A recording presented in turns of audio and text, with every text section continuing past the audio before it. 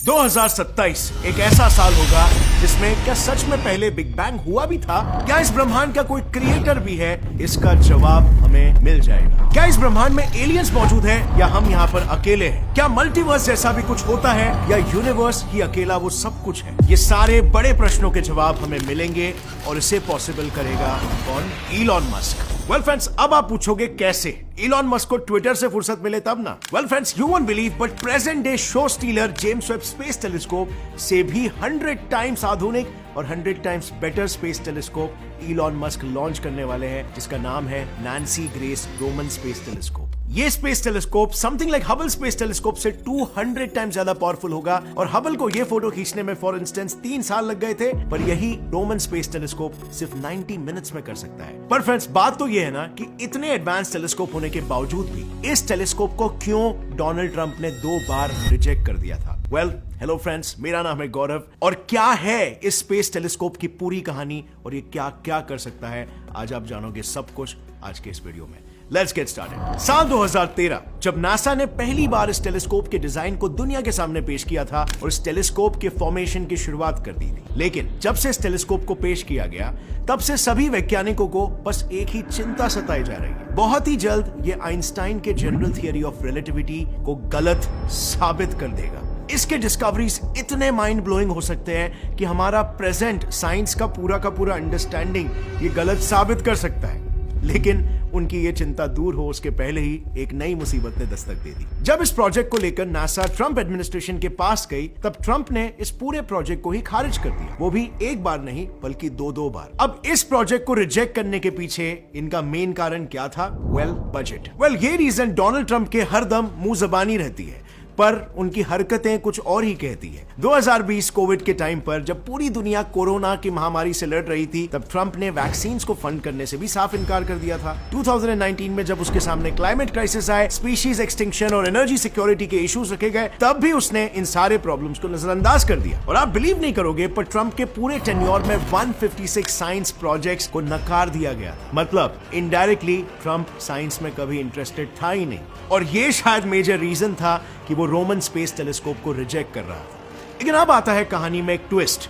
अगर ये project reject हो चुका था, तो फिर अचानक से ऐसा क्या हुआ कि इसका लॉन्च ईयर एकदम से रिवील हो गया? वेल फ्रेंड्स, ट्रंप एडमिनिस्ट्रेशन ने जैसे ही इस प्रोजेक्ट को रिजेक्ट किया, वैसे ही नासा जा पहुंचा कांग्रेस के पास। And you won't believe, US Congress को ये प्रोजेक्ट इतना प्रॉमिसिंग लगा कि ना ही उन्होंने इस प्रोजेक्ट को अप्रूव किया, बल्कि 8% से इनके बजट को भी इंक्रीज कर दिया, जिसका फायदा ये हुआ कि अब ये टेलीस्कोप एक साथ 4 टेलीस्कोप का काम करने वाला है। देखो, ये थोड़ा टेक्निकल है पर काफी सिंपल है। एडिटर्स प्लीज 1 मिनट का टाइमर चालू करो, मैं 1 मिनट में समझाता हूँ। सो इसमें 2 इंस्ट्रूमेंट्स लगे हुए हैं, एक वाइड फील्ड इंस्ट्रूमेंट और दूसरा कोरोनाग्राफ। अब इनका काम क्या है? सिंपल, फोटो खींचना। वाइड फील्ड इंस्ट्रूमेंट नाम से ही सुन के आपको ये समझ गया होगा कि इसका लेंस वाइड एंगल लेंस है, जो एक ही टाइम पे मेजर फील्ड ऑफ विजन को कैप्चर कर सकता है। और इसीलिए इस फोटो को खींचने में जहां हबल को 3 साल लगे, वहीं पर यह टेलीस्कोप सिर्फ 90 मिनट्स में खींचने की काबिलियत रखता है। और इसके इसी इंस्ट्रूमेंट की वजह से हम 13 बिलियन लाइट ईयर से भी ज्यादा दूर से आती लाइट को डिटेक्ट कर पाएंगे। एंड हेंस कोई क्रिएटर है या नहीं, इसका जवाब शायद हमें पता चल सके। बिग बैंग हुआ था कि नहीं? डार्क एनर्जी और डार्क मैटर के एग्जिस्टेंस का सारा कच्चा चिट्टा,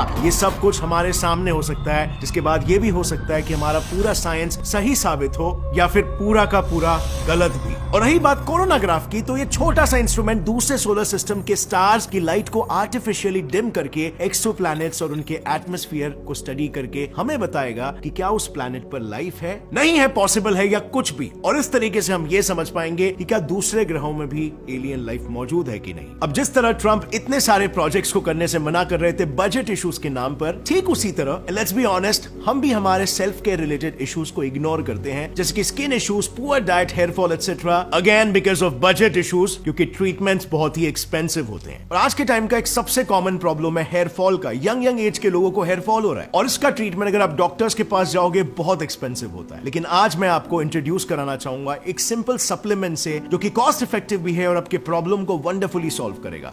मैं बात कर रहा हूं मैन मैटर्स के हेयर गमीज के बारे में। ये एक विटामिन सप्लीमेंट है जो यमी च्यूएबल गमीज के फॉर्म में अवेलेबल है। इसमें बायोटीन जैसा इंग्रेडिएंट है और साथ ही जिंक और मल्टीविटामिन्स है, जैसे विटामिन ए, सी और ई। इसको खाने के बाद आपके बाल घने और मजबूत तो होंगे ही, बट साथ ही साथ आपके हेयर फॉल और हेयर थिनिंग की प्रॉब्लम भी हमेशा के लिए टल जाएगी। बेस्ट रिजल्ट के लिए आपको हर रोज एक गमी खाना होगा 2 से 3 महीनों तक। And the best part is ये गमीज के कोई साइड इफेक्ट्स नहीं है और ये शुगर फ्री होने के साथ साथ 100% वीगन और जेलेटिन फ्री भी है। तो आज ही फ्रेंड्स अपने हेयर हेल्थ के खातिर इस गमीज को परचेस कर लो, डिस्क्रिप्शन में दिया गया है लिंक। और साथ ही मैन मैटर्स आपको फ्री ऑनलाइन डॉक्टर कंसल्टेशन भी ऑफर करता है। तो अगर आपको कोई भी मेन रिलेटेड प्रॉब्लम हो, जैसे डैंड्रफ की या हेयर फॉल की या skin, weight management, sexual wellness, आप यहां पर free online doctor consultation book कर सकते हो जो आपको प्रॉब्लम्स के सोल्यूशन देंगे। फ्री ऑनलाइन कंसल्टेशन बुक करने के लिए डिस्क्रिप्शन लिंक पर क्लिक कर देना and let's start prioritising our health. And now let's come back to the topic.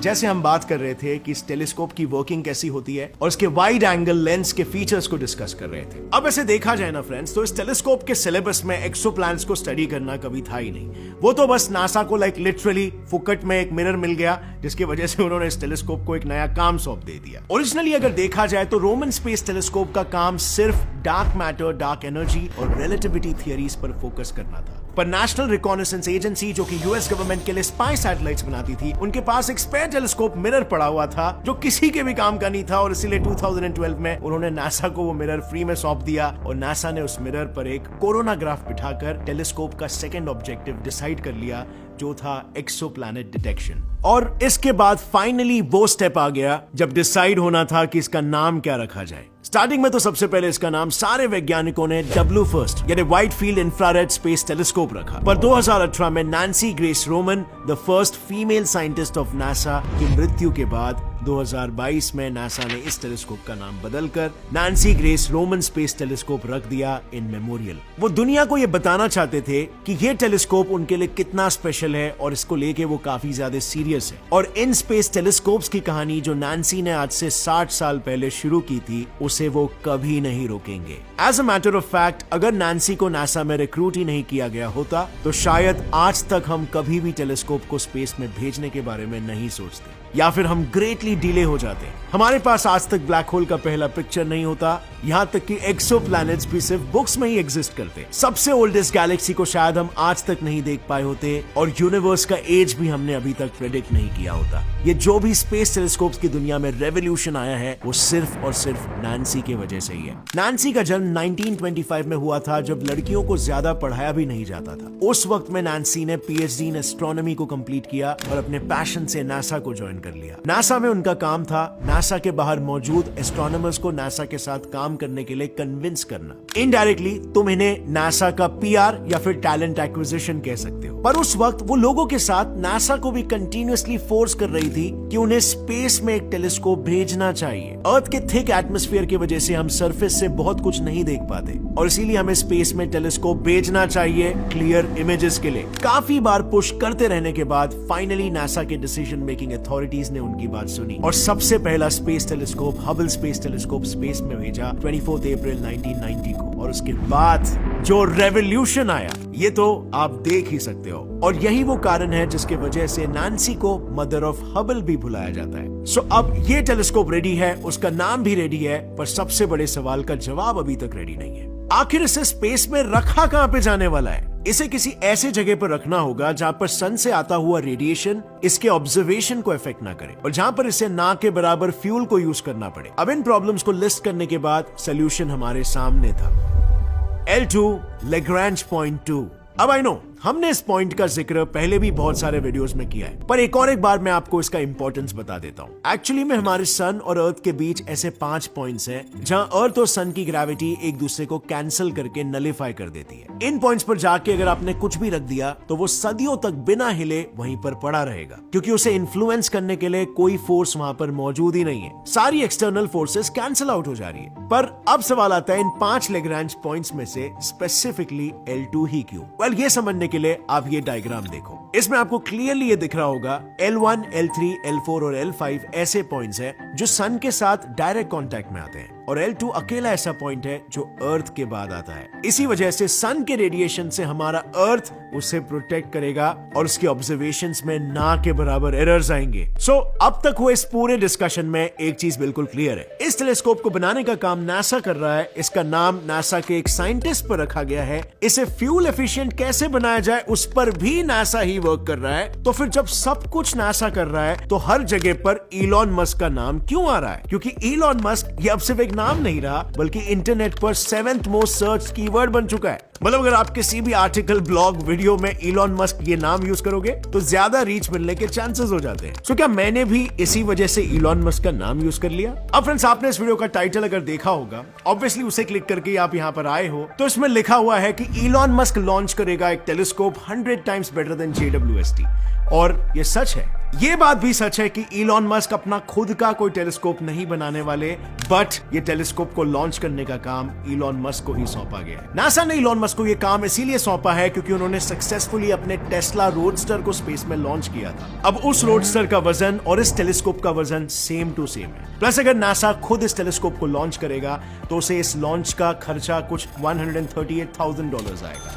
पर मस्क का फैल्कन हेवी तो एक reusable plus fuel efficient rocket है और इसीलिए अगर वो इसे लॉन्च करेगा तो इस लॉन्च के पीछे का खर्चा सिर्फ $24,000 आएगा, यानी लगभग 6 गुना कम। और रिसेंटली आप मानोगे नहीं, पर यूएस गवर्नमेंट ने मस्क को एक कॉन्ट्रैक्ट दिया है जिसके मुताबिक मस्क यूएस गवर्नमेंट को एक ऐसा जेट बना के देगा जो रशिया यूक्रेन कॉन्फ्लिक्ट को खत्म कर सकता है। सो इलॉन मस्क को अब अमेरिकन गवर्नमेंट यूटिलाइज कर रही है इनडायरेक्टली रशिया को डराने के लिए। अब इसमें मस्क क्या करता है ये तो आने वाला वक्त ही बताएगा, लेकिन जब तक ये नया रोमन स्पेस टेलीस्कोप इमेजेस भेजना शुरू करेगा, क्या आप लोग तब तक इंतजार कर सकते हो? वेल, मुझे पर्सनली तो इंतजार नहीं हो रहा है। और क्या लगता है आप लोग को कि क्या ये हमारे वो बड़े से बड़े क्वेश्चंस को आंसर करने में मदद कर पाएगा? लिखिए अपना जवाब नीचे कमेंट सेक्शन में। फ्रेंड्स, एलियंस की दुनिया कैसी दिखती होगी अगर आप ये वंडर कर रहे हो तो इस पर मैंने ऑलरेडी एक वीडियो बनाया है, उसे भी चेकआउट करना। अगर इस वीडियो से कुछ भी नया सीखने मिला, एक लाइक जरूर ठोकना। Gets and fly science channel को अभी सब्सक्राइब कर लो और बेल नोटिफिकेशन दबाओ ताकि आगे आने वाली हमारी कोई भी वीडियो की अपडेट आप मिस ना कर सको। See you next time friends, till then as always stay curious, keep learning and keep growing. जय हिंद।